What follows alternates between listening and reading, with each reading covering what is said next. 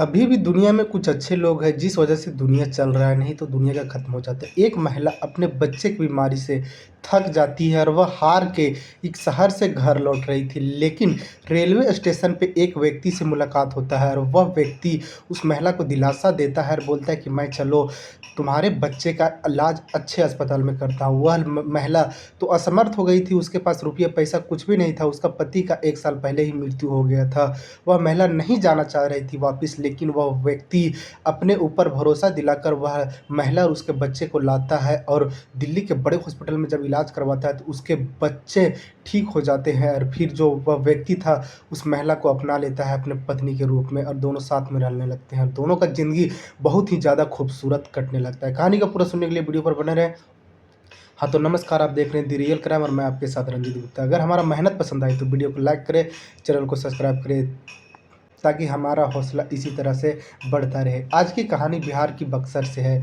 बिहार के बक्सर में एक परिवार रहा करता था, जिस परिवार में 3 लोग होते हैं, एक बच्चा और इस बच्चे के माँ-बाप। लेकिन इसका पिता का 1 साल पहले मृत्यु हो जाता है। आज से 2 साल पहले की बात है, यानी कि इसका पिता का मृत्यु आज से 3 साल पहले हुआ था और इसका पिता की मृत्यु होने के बाद जो इसकी माँ थी, वह कहीं-कहीं जाकर कार्य किया करती और अपना खर्च और अपना बच्चा का खर्च चलाया करती। इसका बच्चा का उम्र 7 वर्ष होता है और महिला जिसका नाम सोनिया होता है, सोनिया की उम्र 30 वर्ष होता है और सोनिया का बेटा दूसरी कक्षा में पढ़ा करता था। लेकिन एक दिन ऐसा होता है कि सोनिया का बेटा पढ़ने के लिए स्कूल जाता है, लेकिन स्कूल में गस खा के गिर जाता है।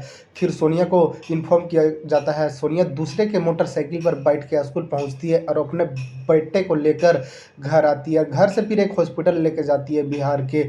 वहाँ पर लेके जाती है, जब डॉक्टर सब देखते हैं तब बोलते हैं तुम्हारा बच्चे को इसके पिता का बीमारी लग गया। जरा सा बात ऐसा था कि सोनिया का पति का मौत कैंसर से हुआ था और डॉक्टर यह बोल देते हैं कि जो तुम्हारा बच्चा है उसका पिता का बीमारी लग गया है। सोनिया घबरा जाती है और वह बेचैन हो जाती है। उसके पास जो कुछ ज़मीन बचा हुआ था वह बेचकर वह चाहती थी कि अपने बच्चे को बढ़िया से बढ़िया हॉस्पिटल में दिखाऊं ताकि मेरे बच्चा ठीक हो सके और वह फैसला करती है कि दिल्ली के बड़े हॉस्पिटल में जाकर दिखाऊंगा। दरअसल बात ऐसा था कि दिल्ली में कोई रिश्तेदार रहा करता था सोनिया के।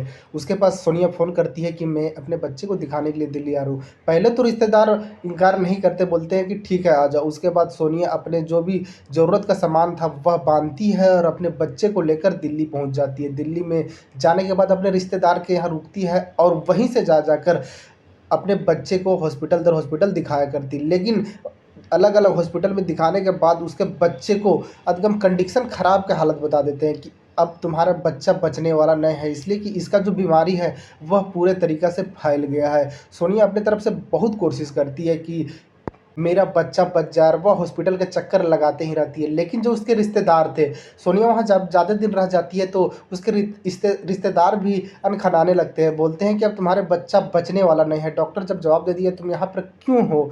क्यों अपना बच्चे को यहाँ पर दम घुटवा रही हो? तुम इसे गाँव लेकर जाओ, गाँव के वातावरण दिखाओ, गाँव के सभी लोग के पास रहेगा तो शायद इसका मन बहलेगा। उसके बाद सोनिया ये सब से थक हार जाती है और फैसला करती है कि मैं फिर से अपना गाँव चल जाता हूँ बिहार के बक्सर। और वह एक दिन टिकट लेती है ट्रेन के और प्लेटफ़ॉर्म पर पहुँचती है, ट्रेन का इंतज़ार ही कर रही थी और वहीं पर एक व्यक्ति आता है और सोनिया को मायूस हालत में देखकर वह व्यक्ति पूछता है कि तुम्हारे साथ क्या हुआ रे? तुम्हारा बच्चा, जो कि उसका बच्चा की हालत काफ़ी ज़्यादा ख़राब था, वह उसी के गोद में पड़ा हुआ था। वह व्यक्ति पूछता है कि तुम्हारा बच्चा को क्या हुआ है? तो वह महिला तो शुरुआत में नहीं बताती है, लेकिन जब वह व्यक्ति ज़िद करने लगता है कि मैं तुम्हारा बच्चा को इलाज करवाऊँगा, हमारा हॉस्पिटल में अच्छा तरीक़ा से पहचान है। फिर वह महिला जो सोनिया होती है वह बोलती है कि मेरा बच्चे को कैंसर हो गया है और इसका अब बच पाना मुश्किल है, इसीलिए इसको लेकर मैं घर जा रहा हूँ। और वह जो व्यक्ति सोनिया को मिला था उसका नाम दीपक होता है। दीपक बोलता है कि चलो तुम मेरे साथ, मैं तुम्हारा बच्चा को अच्छा से अच्छा हॉस्पिटल में दिखाऊँगा। सोनिया तो पहले इनकार करती है, लेकिन दीपक जब भरोसा दिलाता है तो सोनिया बोलती है कि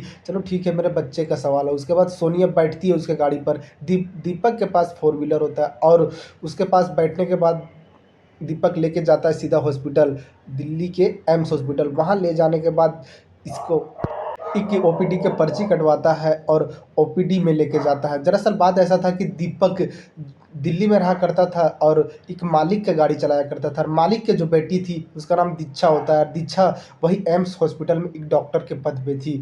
जब दीपक जाता है हॉस्पिटल और दीक्षा को अपने मालिक के बेटी को बताता है कि यह एक मायूस महिला है जो कि यहाँ से थक हार गई है, इसका बेटा को बहुत बड़ा बीमारी बताया गया है, क्या आप इसकी मदद कर सकते हैं? दीक्षा बोलती है कि ठीक है, मैं इसका मदद करता हूँ। उसके बाद तुरंत ही उस जो सोनिया के बेटा था उसको दीक्षा एडमिट कर लेती है और उसका सारा जांच करना शुरू कर देती है। जो दीक्षा थी वह बोलती है कि कल सुबह तक मैं इसका रिपोर्ट कर लूँगा, उसके बाद बताऊँगा कि इसका अभी क्या हो सकता है। उसके बाद वह महिला सोनिया वहीं रुक जाती है और दीपक अपना जो मालिक की गाड़ी था उसको लेता है और अपना मालिक के घर पर आ जाता है रहने के लिए। उसके बाद सुबह फिर से दीपक हॉस्पिटल आता है और जो दीक्षा थी उसका जब रिपोर्ट कर ली पूरा, तो सोनिया को बताती है कि तुम्हारा बेटा को इस बीमारी का इलाज है, तुम्हें घबराने का ज़रूरत नहीं है। उसके बाद फिर दीपक जब हॉस्पिटल आता है तो सोनिया दौड़ के जाती है दीपक के पास और अपना जो सर था वह दीपक के कंधे पर रख कर रोने लगती है। हॉस्पिटल के लोग जब उसको देखते हैं तो सारे लोग सोचने लगते हैं कि इस महिला के साथ हुआ क्या है। फिर वह महिला बताती है कि मेरा जो बच्चा था उसका आँख खुल गया है, वह इशारा करने लगा है, वह हाथ वगैरह हिलाने लगा है। जो सोनिया के बेटा था वह अब आँखें बंद कर चुका था। वह जब रेलवे स्टेशन पर था तो उसका नहीं हाथ उठ रहा था, ना ही वह बोलने के हालत में था, ना ही वह आँख खोल पा रहा था। लेकिन हॉस्पिटल में एडमिट होने के बाद हालत सुधार हो रहा था। जो सोनिया थी वह दीपक के कांधे पर सर रख कर रोते हुए सब कुछ बताती है। उसके बाद दीपक जाता है हॉस्पिटल में और फिर दीक्षा से बात करता है। तो दीक्षा बोलती है दीपक और सोनिया को कि यह जो लड़का है वह पूरा तरह से ठीक हो जाएगा, इसका इन्फेक्शन था और गला से लेके गुर्दे तक पहुंच गया था और इसका इलाज है, यह पूरे तरीके से ठीक हो जाएगा। इसको 7 दिन तक हॉस्पिटल में एडमिट रहना होगा। उसके बाद दीपक घर जाता है अपने मालिक के घर, वहाँ से कुछ खाना वगैरह बनाता है और सोनिया के लिए ला के दिया करता था, उसका बच्चे के लिए कुछ खिलौना वगैरह ला के दिया करता था। वक्त वक्त से दीपक आते जाते रहा। 7 दिन का वक्त बीत जाता है और ये जो सोनिया का बेटा था उसको हॉस्पिटल से डिस्चार्ज किया जाता है। और जब डिस्चार्ज किया जाता है तो सोनिया बोलती है कि मैं यहीं कहीं रह लूँगा और फिर 15 दिन के बाद हॉस्पिटल आना था। तो सोनिया बोलती है कि मैं यहीं कहीं रह लूँगा, आप लोग इसके दिक्कत ना करें, मेरे लिए दिक्कत ना करें। लेकिन दीपक बोलता है तुम्हें टेंशन लेने की ज़रूरत नहीं है, इसलिए कि मेरा जो मालिक का घर है उसमें एक हमको रूम मिला हुआ है, वह काफ़ी ज़्यादा खाली रहता है, तुम वहाँ पे रह लेना, मैं बाहर सो लूँगा। उसके बाद जो सोनिया थी वह दीपक के साथ चली जाती है और वहीं रहती है 15 दिन तक। लेकिन जो सोनिया थी वह सोच रही थी कि मैं इसके बदले में क्या इन लोग को दूँ, इसलिए कि अगर दीपक नहीं लौटाया रहता सोनिया को तो आज उसके बच्चे का जान नहीं बच पाता। तो क्या करती है सोनिया कि घर के हर काम को कर देती है, बर्तन धोना, कपड़ा धोना वगैरह वगैरह सब कुछ, घर के साफ सफाई सब कुछ करती है दीपक के घर पे जाके। और फिर 15 दिन जब बीतता है तो फिर से हॉस्पिटल आती है और जब डॉक्टर चेकअप करते हैं, दीक्षा चेकअप करती है, तो बोलती है कि अब तुम्हारा बेटा बीमारी से बिल्कुल बाहर हो गया है, अब इसको कोई तरह की दिक्कत नहीं है, अब तुम घर जा सकती है। उसके बाद सोनिया बोलती है कि ठीक है, मैं घर जाता हूँ और दीपक उसका घर जाने के लिए रेल का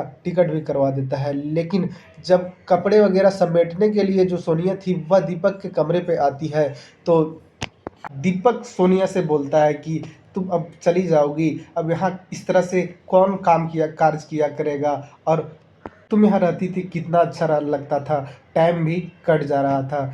सोनिया भी कुछ बोलना चाह रही थी लेकिन कुछ बोल नहीं पा रही थी वह। और दीपक बोलता है कि तुम मेरे साथ रहना चाहोगी? सोनिया बोलती है कि मैं कुछ समझ नहीं पाया।